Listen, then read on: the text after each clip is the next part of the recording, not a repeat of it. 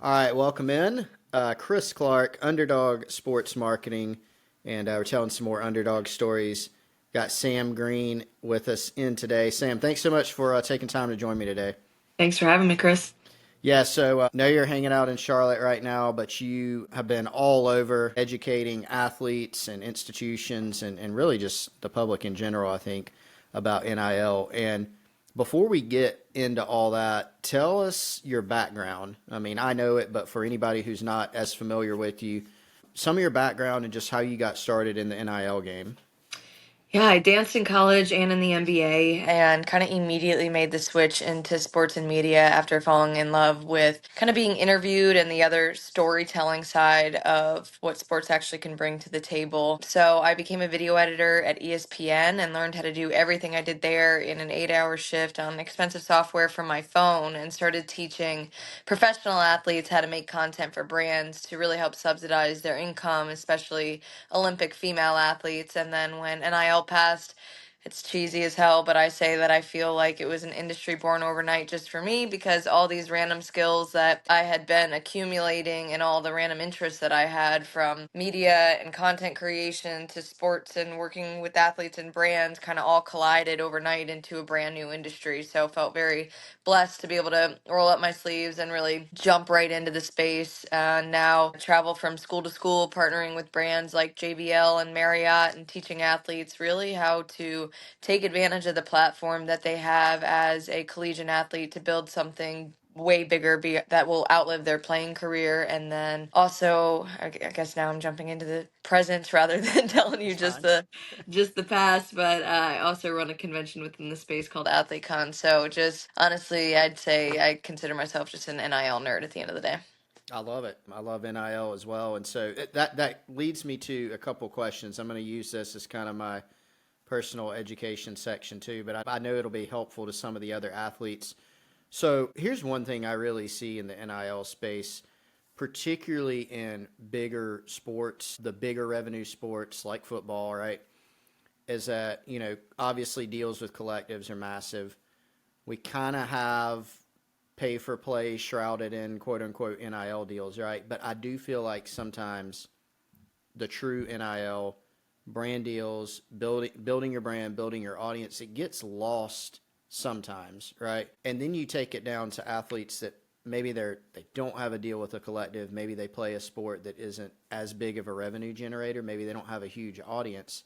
And I feel like for both of those segments, brand building is still really important. So, what are the biggest barriers or maybe bottlenecks to why athletes aren't out there trying to build their brands right now that you see? It's just a lack of education, to be honest. These kids growing up were athletes. They weren't just naturally content creators. And Mm-hmm. content creation has evolved. I mean, influencer marketing is still brand new, really, at the end of the day. I mean, even when I was growing up, being an influencer was not a career path or even an option, but social media has just really turned that around and it's exploded over these past few years. So I just think it's a lack of knowledge on, how to really create content or what to even build because all they've truly ever seen themselves, a lot of these kids are, or at least publicly, or at least all that they're known for is their sport. And so that has only really ever been showcased unless, it's on ESPN or, you have an article written about you. So now to put their own camera on themselves and put themselves out there is a whole new approach that they're just naive to and honestly a little bit scared to do as well. We've seen some examples of some athletes maybe who are not stars on the court or whatever, their playing surface is, who have built up massive audiences and have been able to capitalize on that. But also think there's this thought out there of, oh, I mean, gosh, do I really have to build my audience to, 100,000 followers, 500,000 followers, a million followers? But don't you see a lot of athletes who maybe just have smaller niche audiences who have still been able to attract like brand partnerships just because of the type of content they create?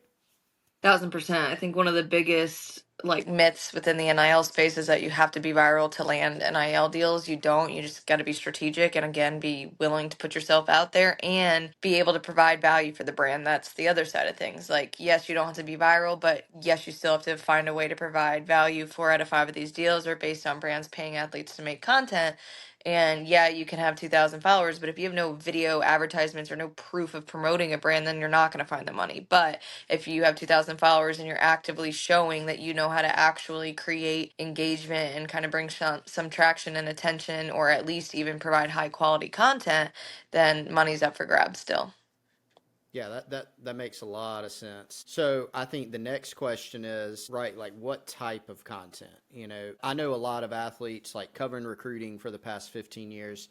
I've met guys and girls who are kind of more in their shell, right? And then I've met some that are very, very outgoing. And so maybe for the people who aren't super outgoing, content creation, like putting yourself out there is a little bit more of a challenge. But like my next question would be, what type of content? So you mentioned video, like literally, what do you recommend that these athletes film themselves doing? One of my favorite questions ever to answer is what kind of content should athletes be making? Number one is going to be showcasing their day. I mean, it's not rocket science, it's day in the lives, right? Because it's an organic way for a couple reasons. Day in the lives showcase their true organic life as an athlete. Only 7% of people have ever been a collegiate athlete. So think of that large audience that finds even their pregame spread entertaining. So it's just a way to kind of really captivate that audience for your name on the roster and bring them along your journey. The other reason why I really like Day in the Lives is because it's an organic way to feature products. If you really think about all these products that these athletes are using as an athlete every single day, from your protein powders to your pre-workouts to recovery supplements and everything in between, it makes sense to throw on your favorite Lululemon jacket and promote Lululemon. That reason alone. And then this third reason, I guess, why I like day in the life content is because I'm really big on athletes utilizing their name and their spot and their audience as an athlete, but bringing people along the journey so that when you do graduate and you want to transition into something else, your audience fell in love with you for who you are and want to follow along your journey, not just your sport. And day in the lives are a great way to do that, because if you think about it, let's say an athlete's trying to land brand deals and maybe they're a track runner, but then maybe they're in nursing school and want to become a nurse. So you can still show you going to nursing classes, you and your favorite scrubs, right? Like you using all your hair products to get ready to go, whatever. So I just think that day in the lives are a seamless way to really capture that audience, promote brands, and transition into that next life. And Alex Glover, I always use her as a prime example. SMU volleyball player. She pretty much completely just branded day in the life of a Division I volleyball player.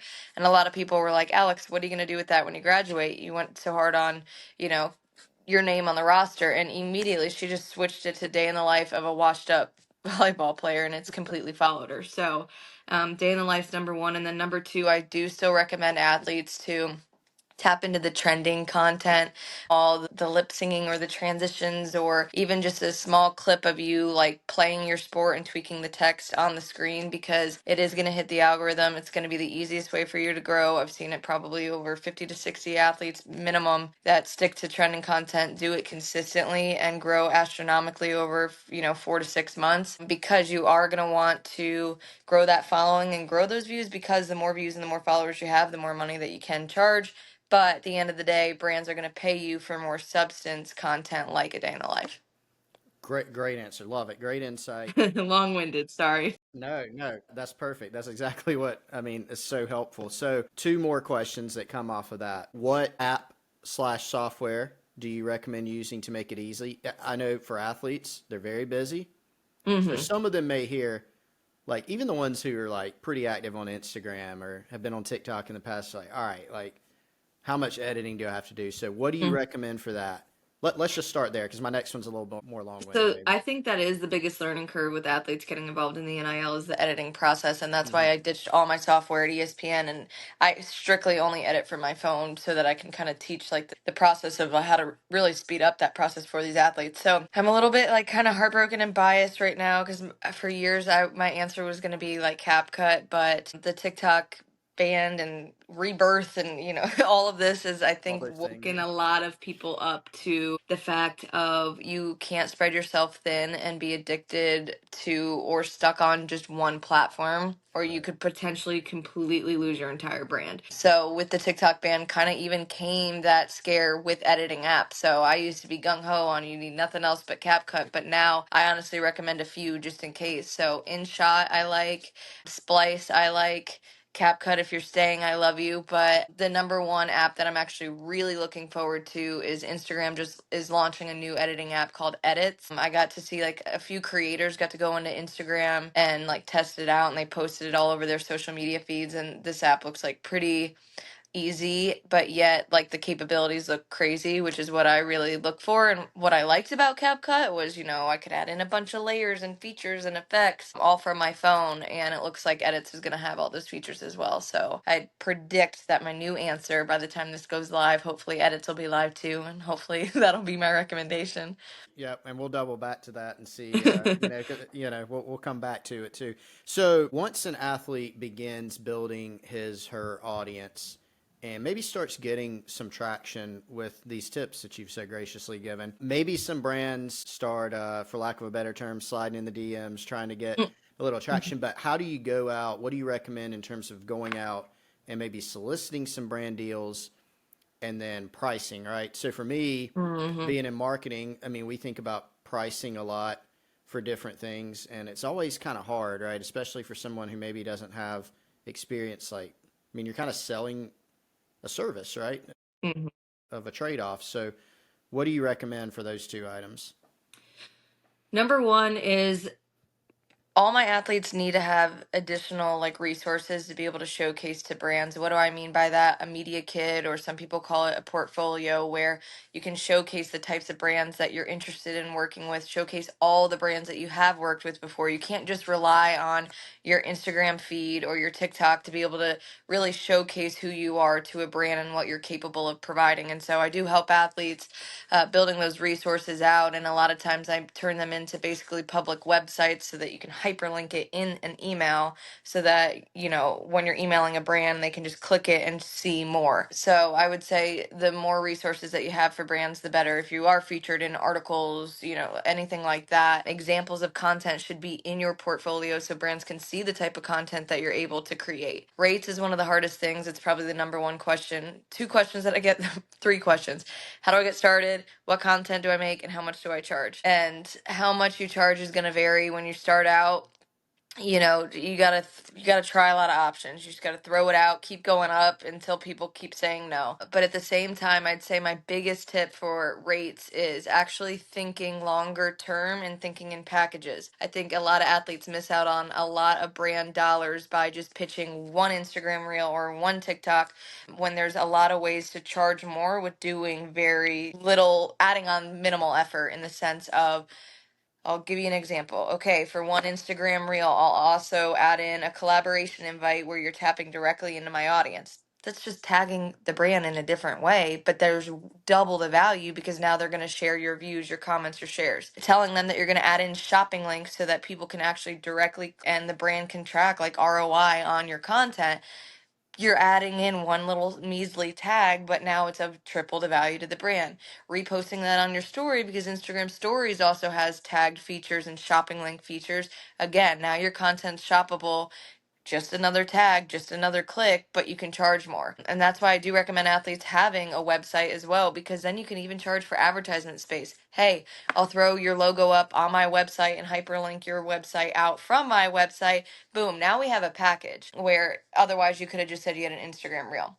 And then I'd say number two would be actually start pitching content series. Build something, build one type of content, piece of content that you can continuously repeat so that brands can actually invest into all your episodes and kind of be like the title sponsor of that segment and not just that one off video. Lainey Higgins is a volleyball player at Oglethorpe. She started a content series called Walking and Talking, where she was interviewing athletes live on their way to class, female athletes. She's the only collegiate athlete sponsored by Lululemon, and all over that segment, it's Lululemon. She's dressed in Lululemon. The girls are dressed in Lululemon because it was a series, and she was attracting a larger audience by tapping into other girls. So she got a big brand like that, even if she's not the quarterback. So NIL's a strategy at the end of the day, and some of these athletes just need the confidence to think bigger. All right, so I'm going to change directions a little bit now, and I think one of the reasons that athletes should listen to this insight is, number one, you've given some examples. You work with tons of athletes, but you are also an example of this. Like, you've done this yourself. You mentioned earlier at the beginning that you know kind of took the skill set that you had, and you have turned this into your own business. Like, you have influenced people based on your social media accounts. You have built a business based on your services, but what you provide on social media as well. So how has that journey been, right? From, you think back to like the early stages of kind of starting this as a business to what it is now. What do you think of that when you kind of reflect on it? It's funny you said that. Like, literally right before I got on this, I just posted a post that kind of like talks about this. That, like, when I first got started, like, my head didn't go to this, like starting a convention and brands like Dove and Marriott being involved and schools like UCLA flying me out. I mean, if I can tell athletes anything, it's like, just keep going. Like, if you really believe in yourself and dig deep, you might have to pivot, you might take breaks, you might, quit and come back. I mean, I have been in this space for years since I was dancing, in the NBA. I mean, I deleted that account, lost that whole fan base because I thought I was burnt out, but I just didn't know what I wanted to do. And I had to start all over and reinvent myself. And it's just a grind and it's a process, but I really am proof of if you just kind of keep going. And I'm also proof of that you don't have to be viral to build something out of this. I mean, I haven't chased the algorithm, got a million followers, and I don't even really pitch myself. It's been a lot of inbound requests, luckily, but because I'm providing value to that audience, and to be honest, just because haven't given up, and I've just worked hard at accumulating new skills and pivoting and figuring it out, and just kind of figuring out what the needs are within the industry. So it's been a blessing. For sure, and I'm very appreciative of what you do for athletes as well. So Thank you've given so much great insight, but I know that you have some options.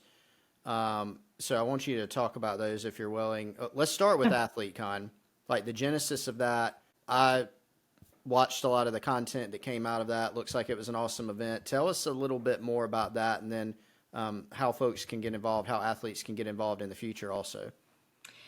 Yeah, so AthleteCon, I was a psychopath that planned an entire convention, fundraised the whole thing in 2 months with no staff members. I flew in ADD1 athletes last year. I had brands like Meta, TikTok, LinkedIn, Snapchat, YouTube, Canva all there, teaching athletes hands-on content creation workshops. And it was the very first convention to facilitate NIL deals and the very first convention to celebrate athletes as creators. But it just actually came from a demand. Like, I didn't plan my whole life to start a convention or this brand, right? I just was in this space, and I've been to a lot of events and they were great, but a lot of the events in the space were definitely more focused on probably like administration and or sponsors rather than the actual athlete. And so, I don't have panels at AthleteCon. It's complete hands-on workshops. These athletes are up and learning how to actually succeed in the NIL space with actual products in their hands. They're networking with brands. They're competing for NIL deals based on their content. They're networking with each other. So I just really wanted to create an environment where these kids are really walking away with the tools on how to use this thing, not only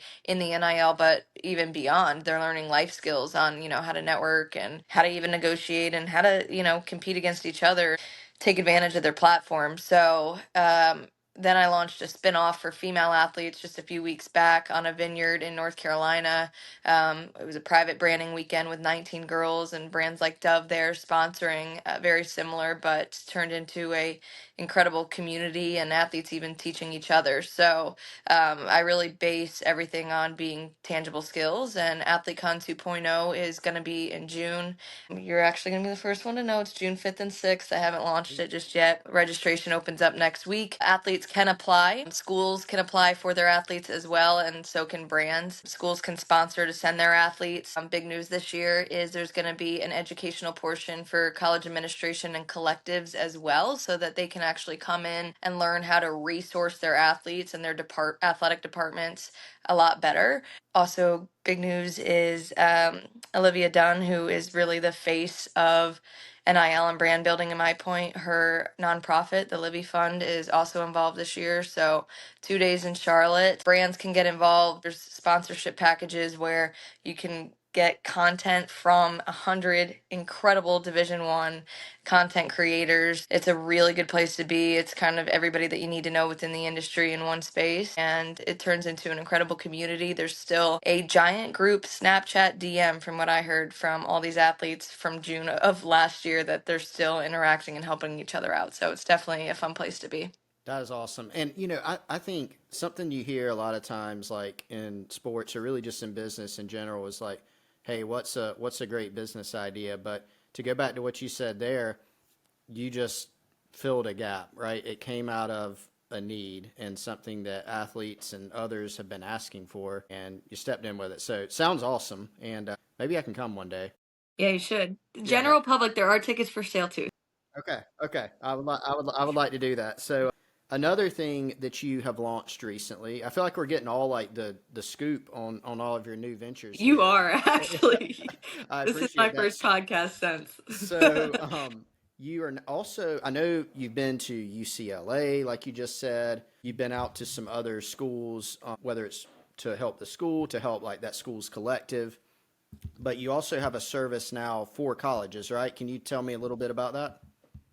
Yeah, so over the past 3 years, I've really rolled up my sleeves. It started off with my NIL content creation workshops where I partner with the brands, teach the athletes really how to go make the advertisements. And we walk away with 120 advertisements in 2 hours, and the kids learn all the skills that they need to walk away and land other deals and build their own brand. But over years, schools started bringing me back. Michigan State's kind of holds a very special place in my heart because we've really rolled up our sleeves on a deeper level internally where I sit down with these kids and really create custom strategies, not just for content, not just for social media, not just for, landing deals, but even mapping out kind of their future and how to get there. And so I've been there 3 years, and what it's turned into has been incredible. I mean, the retention, every time I go there, not a dang kid has entered the transfer portal, which is very hard to say these days, right? And we've seen kids at Michigan State go from 2,000 followers to 100,000 in 9 months as track athletes. So it was kind of that model of like, okay, like